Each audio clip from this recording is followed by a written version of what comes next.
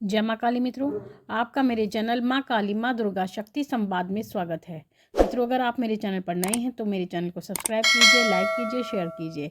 साथ ही notification bell को भी प्रेस कीजिए, जिससे मेरी आने वाली वीडियोस का नोटिफिकेशन आपको तुरंत मिल जाए। मित्रों, आज का जो विषय है वो विषय ये है कि जो सवारी हमें पूजा के द्वारा प्राप्त होती है, तो उस सवारी के क्या लक्षण होते हैं, क्या संकेत होते हैं और किस प्रकार से हम उस सवारी को पहचान सकते हैं। तो देखिए, उसके कुछ ऐसे संकेत होते हैं जिसके माध्यम से हम पता लगा सकते हैं कि हमारे ऊपर पूजा की सवारी है। सवारी बहुत लोगों को आती है। सवारी भजन जागरण में भी आती है, पूजन कीर्तन में भी आती है और घर बैठे भी आती है, मंदिर में भी आती है। तो बहुत तरीके से सवारी आती है, लेकिन जो पूजा की सवारी होती है वो कभी स्वतः नहीं आती है। और जो पूजा की सवारी होती है वो आपके पुनर्जन्म से संबंधित नहीं होती, गुरु द्वारा प्रदत्त नहीं होती है। साथ ही वो सवारी आपको अपनी पीढ़ियों से भी प्राप्त नहीं होती। तो ये जो सवारी होती है ये आपको पूजा के माध्यम से प्राप्त होती है। जब आप पूजा करते हैं, और जो व्यक्ति नित्य प्रति पूजा करते हैं यानी नियमित रूप से पूजा करते हैं और अपने एक इष्ट देव का चुनाव करते हैं, बिना चुनाव के पूजा वाली सवारी नहीं आ सकती है। आपको अपने इष्ट देव का चुनाव करना होता है और उसके बाद में आपको उन्हीं की पूजा, सेवा, साधना, भोग आदि देना पड़ता है। उन्हीं को हर प्रकार से प्रसन्न करना पड़ता है, चाहे आप पूजा के माध्यम से करें, भोग के माध्यम से करें, जाप के माध्यम से करें, हवन के माध्यम से करें, किसी भी माध्यम से करें, लेकिन अपने इष्ट देव का चुनाव करना होता है और उसके बाद ही आपको वो सवारी प्राप्त होती है। तो जब आपको ये सवारी प्राप्त होती है, जो पूजा के द्वारा सवारी होती है, उसे प्राप्त करने में काफ़ी समय लगता है। एकदम से वो सवारी नहीं आती है, उस सवारी को आने में काफ़ी समय लगता है, काफ़ी लंबा समय लग सकता है और पूजा भी आपकी काफ़ी समय तक चल सकती है। यानी बहुत ज़्यादा पूजा करने के बाद ही आपको इस प्रकार की सवारी प्राप्त होती है।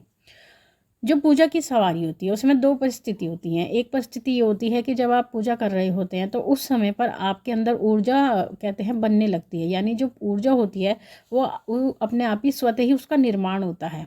यानी आपके मंत्रोच्चार के द्वारा, आपकी पूजा के द्वारा, आपके स्तोत्र पाठ के द्वारा, तो वो पूजा अपने आप ही जनरेट होती है, एनर्जी जनरेट होती है, यानी ऊर्जा वो जनरेट होती है आपके अंदर ही।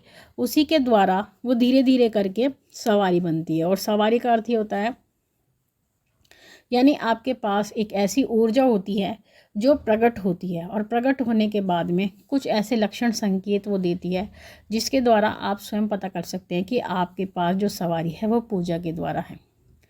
सवारी मित्रों ऐसी भी होती है जो बिना किसी पूजा के आती है। बहुत से लोग ऐसे होते हैं जो ये कहते हैं कि हम बिल्कुल भी पूजा नहीं करते, उसके बाद भी सवारी हमारे शरीर पर आती है। लेकिन जो इस प्रकार की सवारी होती है जो बिना पूजा के आती है, यानी सवारी आपके पास आ तो गई है, लेकिन अगर आप कोई भी पूजा पाठ नहीं करते तो ऐसी परिस्थिति में उस सवारी के वचन सत्य नहीं होते हैं। जो लोग बहुत ज़्यादा शिकायत करते हैं कि हमारे पास सवारी आती है लेकिन उसके वचन झूठे होते हैं, इसका कारण ये होता है कि वो सवारी एक तो अनियंत्रित होती है, उस देवता को कोई नियंत्रित करने वाला नहीं होता है, और दूसरी चीज़, आप पूजा पाठ भी नहीं करते हैं तो वो सवारी जो होती है वो शुद्ध नहीं हो पाती है। क्योंकि पूजा पाठ के माध्यम से ही हमारी सवारियाँ शुद्ध होती हैं, और अगर हम पूजा पाठ नहीं करते हैं तो सवारियाँ भी शुद्ध नहीं होती हैं। तो ऐसी परिस्थिति में ये भी एक कारण होता है।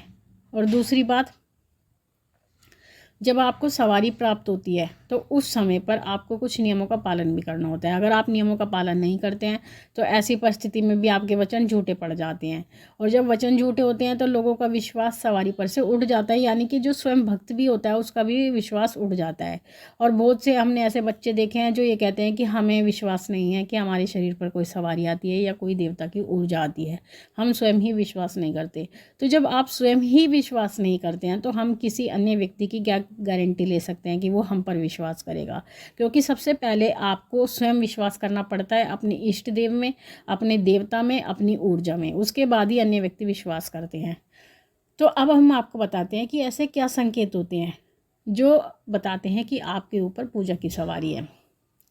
देखिए, पहली बात तो पूजा की जो सवारी आती है वो बहुत पूजा करने के बाद आती है, काफ़ी समय की पूजा के बाद आती है। सबसे बड़ा संकेत तो यही होता है कि वो बहुत दिनों बाद आपको प्राप्त होती है, अचानक से प्राप्त नहीं होती है।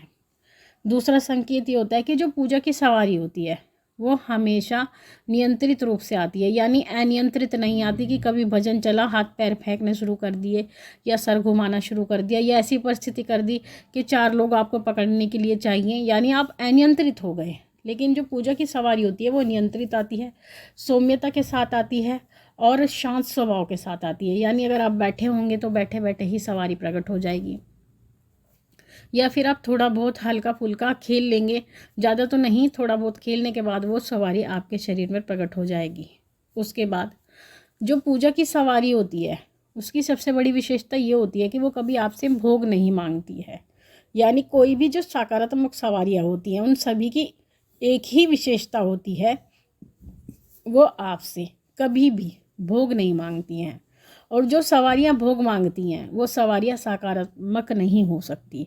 उन सवारियों की ये विशेषता होती है, वो आपका कोई भी काम करेंगी तो आपसे कभी भोग नहीं मांगेगी। साथ ही हाँ, जब तो आप कह सकते हैं कि अगर आपने कोई वचन किया है, जैसे कि आपके पास सवारी आती हैं और आपका कोई काम अटका है, तो उस समय पर आप कह सकते हैं कि अगर हमारा ये काम सिद्ध हो जाता है तो ऐसी परिस्थिति में हम भोग अवश्य देंगे, या हम ये भोग आपको अवश्य देंगे। अब कोई वचन कर लेते हैं तो ऐसी परिस्थिति में ये तो हो सकता है कि सवारी आपको ये याद दिला दे, आपके वचनों को याद दिला दे। क्योंकि वचन याद दिलाने का कारण भी ये होता है कि अगर आप कोई वचन कर लेते हैं किसी भी देवता से, तो अगर आप उस वचन को पूरा नहीं करते हैं तो आपका कोई ना कोई काम रुक जाता है। तो ऐसी परिस्थिति में क्योंकि सवारी होती है, देवता का यही कार्य होता है कि वो ये देखते हैं कि आपके घर में कौन सा काम किस कारण से रुका है। तो ऐसी परिस्थिति में अगर किसी वचन के कारण आपका कोई काम रुका हुआ है तो वो सवारी आपको वो वचन याद दिला देती है कि आपने ये वचन किया था और आपने वो वचन पूरा नहीं किया है, तो ये इस कारण से आपका काम रुका हुआ है। जो पूजा की सवारी होती है उस सवारी को आने में समय लगता है, यानी अचानक से वो सवारी प्रकट नहीं होती है।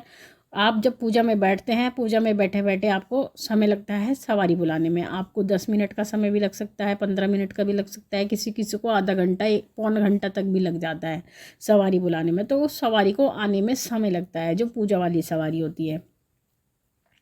लेकिन पूजा वाली जो सवारी होती है उसकी एक विशेषता ये होती है कि उस पर किसी का बंधन नहीं लगता। यानी वो जो सवारी होती है उसका बंधन नहीं किया जा सकता, यानी आपके शरीर का बंधन नहीं किया जा सकता। क्योंकि उसका कारण ये होता है कि उसमें किसी का हाथ नहीं होता, ना तो वो गुरु द्वारा प्रदत्त होती है, ना पीढ़ियों द्वारा प्रदत्त होती है, ना ही पुनर्जन्म से आपको प्राप्त होती है। तो ऐसी परिस्थिति में उस सवारी का बंधन नहीं किया जा सकता और उस सवारी का कोई गुरु भी नहीं होता, तो उस सवारी का बंधन नहीं किया जा सकता, क्योंकि वो स्वतः ही आती है और स्वतः ही खुलती है और खेलती है।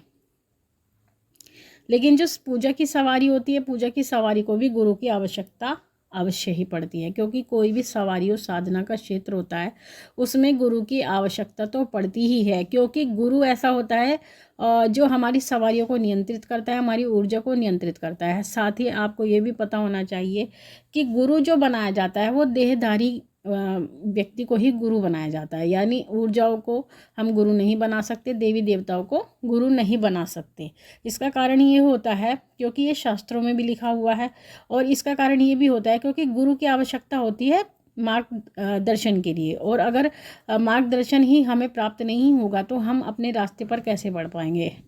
तो ऐसी परिस्थिति में ही हमें देहधारी गुरु की आवश्यकता होती है। और हमेशा मैं हमें यही बात कहती हूँ कि आप जो भी गुरु बनाते हैं उस समय पर आपको ये ध्यान रखना चाहिए कि आप गुरु बनाते समय ऐसे गुरु का चुनाव करें जिससे आपका संपर्क हो सके और आपको वो मार्गदर्शन दे सके। अगली बात, जो पूजा वाली सवारी होती है वो उसके अंदर सौम्यता बहुत होती है, उनके वचनों में सौम्यता होती है। जब वो वचन करते हैं बहुत ही सौम्यता से बात करते हैं, मीठी वाणी में बात करते हैं, यानी कर्कश आवाज़ नहीं होती।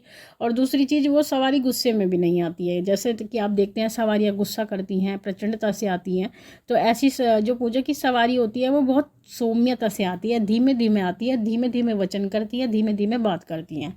तो ये उनकी कहते हैं एक विशेषता होती है बहुत बड़ी। जो पूजा की सवारी होती है उसमें एक दो बात होती है, वो ये होती है कि कुछ सवारी ऐसी होती हैं जो केवल खेल कर चली जाती हैं, लेकिन कुछ सवारी ऐसी होती हैं जो वचन भी करती हैं। तो इसलिए ज़रूरी नहीं जो पूजा की सवारी है वो आपसे वचन भी करे, वो आएगी खेल कर भी जा सकती है और वचन भी कर सकती है। दोनों ही परिस्थिति बनती है जब पूजा वाली सवारी आती है। तो ऐसी परिस्थिति में अगर सवारी वचन नहीं करती है तो आपको संदेह नहीं लाना चाहिए कि ये सवारी पता नहीं पूजा की है या नहीं, वचन नहीं करती। तो ऐसा नहीं है कि वचन ही करे, वो खेल कर भी जा सकती है। तो ये परिस्थिति होती है। तो मित्रों, ये थी जानकारी आप सभी के लिए। आशा करती हूँ आपको ये जानकारी अच्छी लगी होगी। माँ भगवती से यही प्रार्थना करती हूँ कि वो आपके भंडारे भरती रहे, आपकी सभी मनोकामनाओं को पूर्ण करती रहे। आपसे फिर मिलूंगी अपनी अगली वीडियो में। तब तक के लिए जय महाकाली, जय महाकाल।